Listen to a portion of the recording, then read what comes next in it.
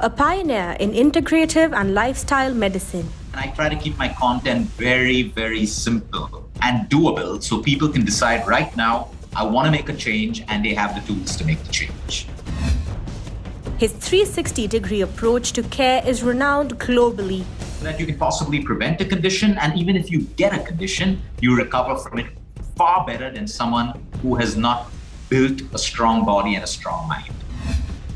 NewsX influencer A-list proudly recognizes Luke Coutinho for influence in holistic lifestyle healthcare. Hello and welcome to us on NewsX influencer A-list. I'm Paradhi Bhanot. With us today is a very special guest. Now, he's been felicitated by the Prime Minister of India for the work that he's doing. And he is indeed an integrative and lifestyle medicine coach. He's also a preventive medicine coach. Preventive wellness coach, pardon me. Thank you so much, Luke, for joining us, and very warm welcome to NewsX. Thank you for having me. Thank you. All right. So, Luke, if I could just, quickly start by asking you, what is the kind of content that you're putting out on the internet? Why is it that people are following you? So the content I put out is to help people get their health better. And when I say health, we're not just talking about physical health. We look at cancer, Alzheimer's, diabetes, weight gain, weight loss, everything. But there's always a concept which I call lifestyle. We try to teach people to eat better. We try to teach people not to do fad diets and not to go through extremes because that destroys you. We teach people to listen to their body because only your body can tell you when to stop eating, how much to eat, what time to eat. We teach people to sleep better because sleep deprivation is one of the biggest problems in our country related to every single disease. And while social media keeps us awake, we need these reminders and this awareness to sleep better. The content I put out is also my learnings from my patients who suffer from a sickness. And we teach people on the internet what not they should do and what they should do. So if I've learned a patient has been constipated from the time they were 10 years old till 40 years old, and today they have a colorectal cancer, we try to teach people without inducing fear that constipation is not okay. It's something that you should address, So I use my platform to inspire people. I don't believe in motivation. Motivation is for people who are not yet committed to their goals. So they need to be motivated. But when you're committed to your goal, you don't need to be motivated. Like I always give people a simple example. You go out there and you buy a Rolls Royce or an expensive handbag. Do I need to motivate you to look after it? No, you will look after it because you've assigned it value. So I teach people to assign value to their health, value to their relationships, value to their children. When you assign value to it, you nurture it, you look after it. So my paradigm of content revolves around exercise, nutrition, emotional wellness, sleep, and spirituality, but not connected to religion. Spirituality could be something as simple as our life. We're a gift of life. The human body is a gift of life. You're abusing it, you're not being spiritual. I don't care how much you go to the church, temple, mosque, you're not being spiritual if you don't abuse the gift of life, which is your body. So these are the paradigms, and I try to keep my content very, very simple and doable so people can decide right now, I want to make a change, and they have the tools to make the change. So, you do something called integrative and lifestyle medicine, but also preventive healthcare. Now, for a lot of people out there, the idea of preventive healthcare would sound rather alarmist, right? What is your take on that, and how do you go about it? What is the difference between preventive healthcare and integrated and lifestyle medicine? So integrated and lifestyle medicine is when you have a patient who comes to you. Let me give you an example of a cancer patient. So the cancer patient has to take chemotherapy or radiation. In integrated medicine, we manage the side effects of that. We keep their immunity high, inflammation low, using foods, the right exercises when they have neuropathy, they have lymphedema. We try to get them to sleep better so they can recover better. We try to bring down their stress levels because stress and cancer and every disease has a direct connection. So we're treating a patient and addressing the root cause of the problem. While allopathy looks at the symptom, we address the root cause and we try to manage the quality of their life and help them stay in remission or preventing any further damage happening to their body. In preventive wellness, for you and me, it's example, what should I do so I can possibly prevent the onset of disease? So if I'm pre-diabetic today, what are the 5 things I can do so I don't become diabetic? Okay, if I have high cholesterol, what are the top 10 things I can do to bring it down so it doesn't become a bad lipid profile and a heart attack or a stroke. So preventive wellness is focusing on your lifestyle, the way you should live, eat, sleep, move, and think, so that you can possibly prevent a condition. And even if you get a condition, you recover from it far better than someone who has not built a strong body and a strong mind. Very interesting, Luke. I have another, so then, I have a follow-up question on that. You said that, we were just talking, and you said that your team is over 100 people, which include dietitians and doctors and whatnot. So, Luke, so let's say one patient comes to you, right? Let's say today I come to you. How many people are going to be looking after me that are from Luke's team? Yeah, so it's an integrated protocol. So until I got really busy, I would see every single patient. Today, it's not that possible. So we have a trained team. So my medical doctor will assess the case. My dietitian will have a look. My nutritionist will have a look. A life coach will have a look, because the stress part of it. We also have a yoga therapist. Like, let's say, a yoga therapist may not see every patient, but someone who has spondylitis. A yoga therapist may say, hey, listen, you can correct posture. These are the asanas, and actually teach them. We also teach everyone pranayama and meditation. If they don't want it, we don't force it, but we believe it's necessary to manage stress. Sometimes I have a homeopathic doctor, because a patient comes and says, look, I used to do homeopathy and I believe in it, but now this condition's gotten worse. So if our homeopathic doctor says that I think homeopathy can run parallel to what they're doing, we fit it in. So it's integrated. We have the patient in the center and what is right for them.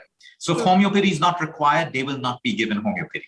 If yoga is not required, they will not be given yoga. So what happens, 5 or 6 minds assess the patient, and then as a team, we decide, we think this is the best protocol. Let's start with this.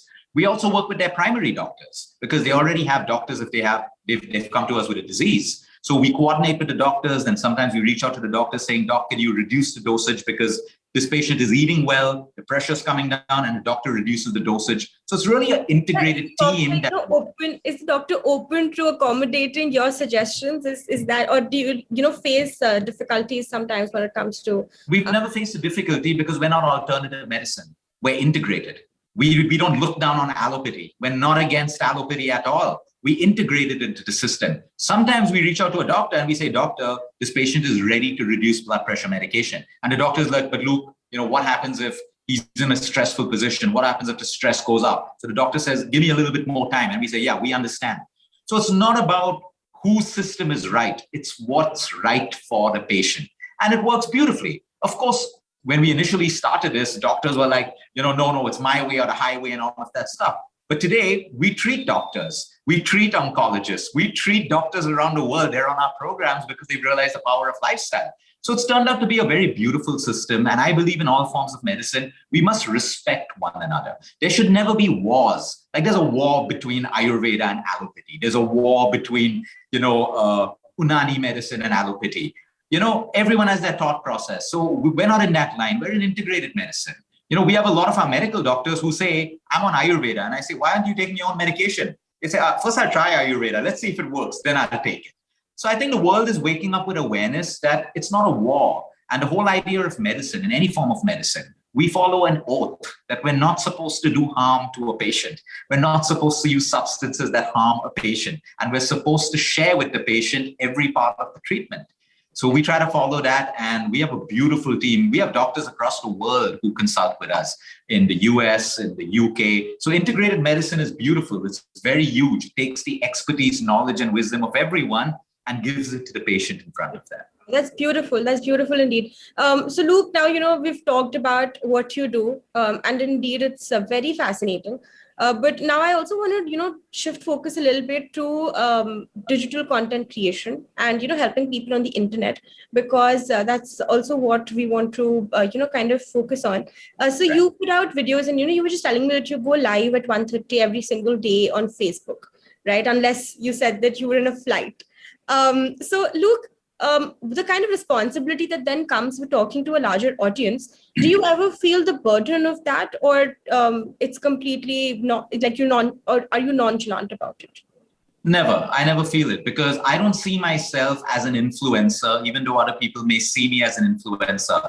My role is my patient. I'm very clear about that. I think if I was an influencer and only an influencer, I would have that burden of, will people like my content? Will I get likes? Will I whatever? But I'm very clear. My intention is what I want to share today, I will go out and put it there in raw format. So you'll never see me shooting from a studio. You see me shooting raw videos. They're never edited because I want people to pick up the essence of the message. And the message is always powerful. So yeah, I don't feel burdened at all. I do feel burdened if I'm going to miss my 1:30 because I know there are a lot of people who expect it, but I've learned not to be attached to that because it's not in my control. If it's in my control, I can do something about it. If it's not in my control, I've just learned to be easy with it. So no burden at all. I enjoy it because I believe even if one person takes away a message and makes a change, that's one person who's better.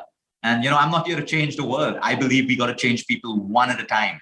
And that's what makes up the entire world. So that's my intention, and it doesn't burden me at all. That's beautiful, Luke. And, more power to you for the work that you're doing. Indeed, it is, I'm sure, helping so many people and creating the kind of awareness that needs to be created when it comes to loving yourself, from what I've understood from this conversation. So we're going to take that away with us, and hopefully everybody watching this is also going to take that away with them. Thank you so much for joining us on Influencer A-List, and it's been a pleasure to have you. Using social media to promote mental health. Now I have experience, so I take it on my own in my private practice. She's creating a safe space on the internet. Till now, nobody's questioned me, but still, just in case someone thinks that I'm just giving my opinions and calling them facts, I don't want to do that. NewsX influencer A-List proudly recognizes Divija Arouba for influence in mental health care. Hello and welcome. You're joining us on NewsX Influencer A-List. I'm Paridhi Bhanot, and with us today is Divija. Now, Divija Arouba is a therapist by profession, but what she's doing on the internet is that she's reaching out to a much younger audience and helping them familiarize and normalize themselves with therapy. Firstly, Divija, thank you so much for joining us on NewsX Influencer A-List, and welcome to the show. Thank you for having me here. All right. So, Divija, what kind of content do you put out on the internet? So I make all kinds of things. I don't just put out psychology or mental health stuff. I put that out along with other random, relatable or funny things, or even things that are actually indirectly related to mental health, but we don't realize it because mental health is not just anxiety and stress. It's way more than that. It's also about our family systems and about our education, even like abuse, things like that. So I try to make it a little simpler and a little relatable and put it out there based on trends also, so that people watch it. And it's like entertainment and education together. Okay, so did therapy come into your life first, or did social media or being an influencer come into your life first? Did you decide to become a therapist after you already were out there on social media, or was it the other way around? No, I've always wanted to be a therapist. Like I've been studying psychology since class 11. And I started out on TikTok last year, and I just used to make random videos and sometimes psychology videos. So I was just doing it for fun because of the lockdown. And then I kind of started gaining a following there. And then I was like, okay, people like this and I'm not that bad at it. So then it got banned, and then I switched to Instagram. And that's when I actually started putting out more serious stuff because I realized that the audience on Instagram likes that and they also appreciate it more. I tried on TikTok, but it didn't really work that well there. Here, it's like my audience likes both. So That's why I put both. And I became a therapist after I started making videos, not because I wasn't going to be, but because I was still doing my second master's.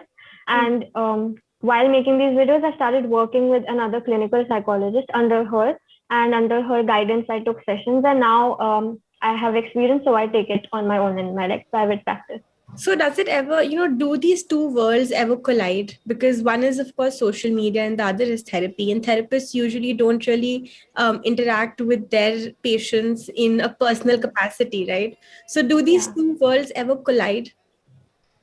Not particularly. I have, I feel like my audience and also my clients are able to differentiate.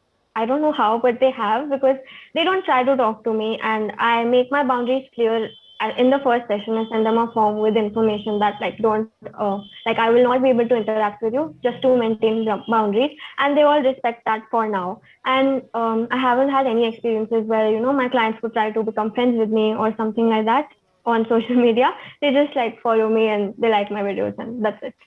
Okay, so then Divija, when we talk about social media influencing, there obviously is a responsibility, right, that comes with being an influencer. But for somebody like you who also, deals with mental health, the responsibility I'm assuming is twofold, right? There's much more responsibility that you. Yeah. So how do you Yeah. deal with that? Do you have to be extra cautious when you're putting out content because there are people that are following you that are looking up to you not only as an influencer but also as a mental health professional? Hmm. So, yeah, I do have to be, I think, extra careful compared to other influencers because I feel like people are looking up to me to give the right information. So every time I put out anything serious, I make sure to like read a lot about it. And only then and like read research papers, not just like random things on websites, so that it's properly verified. And also, like, in case someone questions me, I can always give them the research paper then.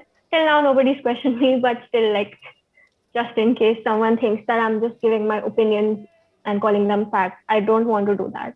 Yeah, yeah. And so, and when you talk to when you talk to, let's say, your followers, because a lot of social media is also interacting with the people that you're creating the content for, right? Um, do you interact with your followers as much? Do you respond to them, or do you not because you don't know who might reach out to you for a session later? How does that work? So I do interact with them quite a lot because I feel like social media, I mean, if I'm putting out content, I need to interact with them so I know if they like it or not because it is for them at the end of the day. So I interact with them, but then there's again boundaries like I will do fun, playful things with them, but I will not have like serious, full on conversations with them. So, from a psychological perspective, if we think about social media influencing, is it changing the landscape of how we perceive social issues? Have you noticed any kind of change or any kind of a change in mindsets because of social media, and not just content that you put out, but also content that other social media influencers put out? Do you think that's having a positive impact in any way on people? I think definitely. I've seen a lot of people changing their minds, even in my comment sections itself, or even in my DMs. They'll send me my post, and then they'll be like, because of you, I changed the way I thought. I used to believe these other wrong things, and now I realize that was just stigma. So that, and also I see other people also talking openly about mental health. I see some big influencers talking about therapy openly, so they are literally influencers and they're influencing people into thinking that therapy is normal. If they can talk about it, then the other people can also take it. How much of a So, stigma still exists, and I'm asking you because you're also a therapist. How much of a stigma still exists, Divija, when we talk about seeking therapy? Because the moment you hear that somebody is seeking therapy, you instantly think that there has to be something wrong with them, like something seriously wrong. um, yeah, and that is something that is not true, right? In fact, yeah. for a person's mental health, it's just important that you take care of it. So how much of a stereotype do you think it still is, seeking therapy still is? It's still a lot of stigma. I mean, like maybe like 0.1% people are okay with it in the whole country. And also like the people who are following me for this mental health kind of content, they think it's okay and they think it's normal, but that's like nothing compared to the population that we have. And majority of our population is not even on Instagram. So they are not getting this education that these people are who are already aware. So that stigma is there a lot of and but at the same time I do see social media making some small change in the sense like I have a lot of young followers and they actually convince their parents to take therapy even if their parents don't even know anything about Instagram or about therapy. And I've had a lot of older clients now and their children are paying for them and organizing the whole thing. So I feel like it's still creating some impact even on the people who don't use Instagram. So do you then think that, to break stereotypes surrounding issues such as mental health, do you think social media is going to play a very big role? And do you think that you need more influencers, you need more therapists to come out there and talk to their patients and talk to people in general? Do you think that is something that we need now? Yeah, definitely. And I'm very happy to see a lot of therapists out there on Instagram slowly growing and making an impact. And because there's already a lot of information about mental health on Instagram, but it's all wrong or full of stigma. It's made by random people, not actual professionals. So might Yeah. as well, like, professionals should also contribute to it and bust the myths. So I think it's going to create a big impact. So And what it is already. Absolutely it is. And, thanks to people such as yourself that are, coming out and talking about what needs to be talked about. Before we let you go, Divijan, because we've run out of time, I just want to ask from you, what would be the one thing that you would tell people that, are seeking help and they're looking out on the internet to seek help? What would you say to them? Because God, I mean, we know there's so many such people that open their Instagram and they look for some kind of positive content or some kind of help when it comes to their mental health. Yeah. What would you say to such people? So I just say that if you do seek help, please make sure that you're going to an actual professional, because there's a lot of people on the internet who claim to be psychologists who haven't even done a single degree in psychology, and that can really harm you. I've had clients tell me that happened to them. So please make sure to see if they've done at least an MA in psychology. That is the bare minimum that they can do. All right, awesome. Thank you so much, Divija, for being with us. It's been an absolute pleasure to have you, and more power to you in the work that you do.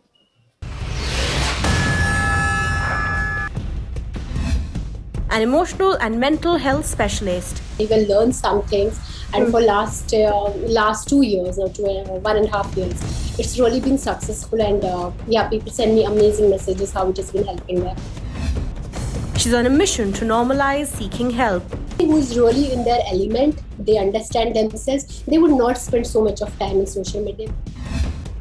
NewsX influencer A-list proudly recognizes Arouba Kabir for influence in emotional and mental health care. Hello and welcome. You're joining us on NewsX Influencer A-list. With us today is someone who's taken to social media to help other people have good mental health and end various kinds of stigmas that exist online as well as offline. Arouba Kabir Pathan is with us on the broadcast. Arouba, thank you so much for joining us on NewsX. And help us understand Arouba. Let's dive right into it. We've been discussing before we started this interview, and you told us about how you also may not have thought that Instagram was going to be a platform that would help you get the message of mental health, the importance of mental health out there. What was that journey like? How did it begin? When did it strike you that this is something that we can do? First of all, thank you so much for having me, Pariti. It's a pleasure. Now, the thing is, I personally have never been a very social media person. I had a Facebook, I had an Instagram, but never active. It was like every time we would ask the client, how did you find us? Because I have been working as a counselor for the last 8 years. And people would say Instagram. And I was like, are you sure? Because I don't put anything on Instagram as such. But then I realized, okay, it was the age group between, say, 18 to 34 who were more interested, going to a doctor, talking to their parents. Still, there's a stigma. But finding somebody online, connecting with them and getting the consultation where there's privacy, confidentiality and all. And that's how it kicked. And I was like, okay, wonderful. I should be going there. And in my personal life, I'm not somebody who's very social. I had to do certain modifications in my behavior, because the content on the social media, it has to be attractive that people look at. It doesn't matter how strong a message is. So I had to do certain modifications in my behavior, learn some things. And for last 2 years or 1.5 years, it's really been successful. And people send me amazing messages how it has been helping them. All right. So, very interestingly, you mentioned, Arouba, the fact that people that are of the age group 18 to 30, they are the ones that, reach out the most, so to say, via Instagram. Maybe it's also because that is the audience that is on Instagram mostly. But Arouba, then help me understand these people that reach out to you, and without giving away your confidentiality, help us understand, is it a lot of it, does it have to do with the fact that they're on social media and, there's hate comments, or the fact that social media can be difficult on the mind? So if I have to break it down, first of all, I'll talk about the people who use social media as an audience. Yeah. They are the people who either feel lonely in their life or have a lot of body issues, have a lot of insecurities, have relationships not working, and then they want to feel good and they get stuck on social media. They are scrolling and comparing themselves. And then if they see, okay, fine, somebody can help me, someday that bell rings and they connect with you. Now the other side, people who are very active as influencers, I have a number of influencers as clients, because the hate comments, the trolls, the kind of attention it gives you, sometimes you're not able to sometimes you're not able to take it. And you just lose it. A lot of people go off the internet for a long time then, because it gets too much. But again, it is most about that comparison, that am I any less than anyone else, or am I not good enough, or I don't have the real social life, social circle. And that's where you end up on social media a lot. And it's very unfortunate to see this age group, because I guess when I was 18, I was surrounded by people. I didn't know much about social media. And now if you see, that is where they have friends, but in real life, they hardly have anybody they can count on, which is very unfortunate, but then at least it is keeping them company. So, yeah. Okay, so two things I want to take from your answer. Firstly, the difference between real life and real life, if I may call it so. Arouba, do you think that the real life is making people lonelier, or, driving more mental health issues? Is that something that you've observed over the course of your counseling?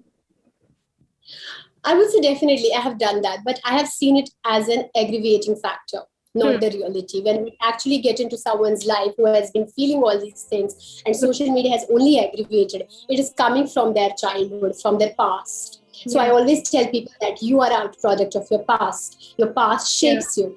So I see that they haven't had connections. Nobody understood it was anxiety. If they had a communication with their parents, that I'm feeling, it's nothing, it's in your head, it will be better.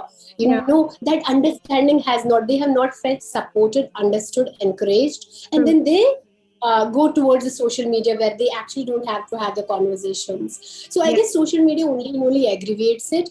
But somebody who is really in their element, they understand themselves, they would not spend so much of time in social media. They will have amazing, healthy boundaries. Then, very interestingly, now that we're talking about influencers, let me ask you, Arouba, do we have any kind of data or any kind of studies that can tell us, a personality type that maybe influencers fit in? For instance, and I'm an amateur, I don't know much about psychology, so I'm going to ask you this on a very basic level. Is it important to be an extrovert, let's say, to be an influencer? Is that something that plays a role? No, I guess, we always tell people that you look at APJ Abdul Kalam. He was an introvert person, but he still was successful, was in public life, right? So it hasn't to be with that, but it has to be, what are you looking for? There are certain people you can call extroverts, and we call physical suggestible people.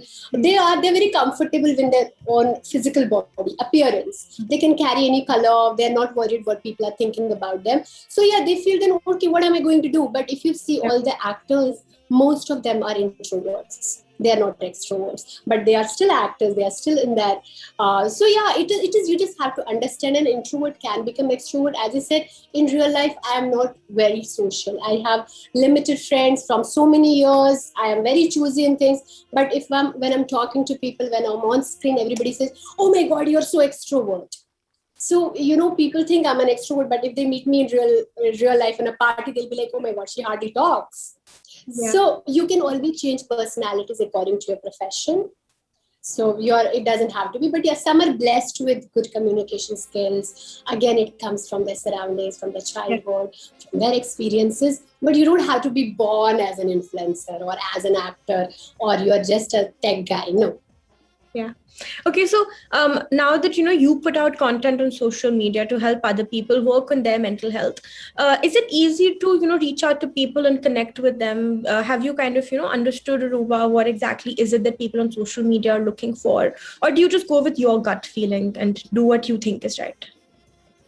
No, most of my content out there comes from the suggestion of my audience. Okay. So, if I'm getting 100 messages from people that, ma'am, please do this, then I really take an average. Okay, they want to hear something about depression, or maybe loneliness, or maybe LGBTQI. And then I go according to that.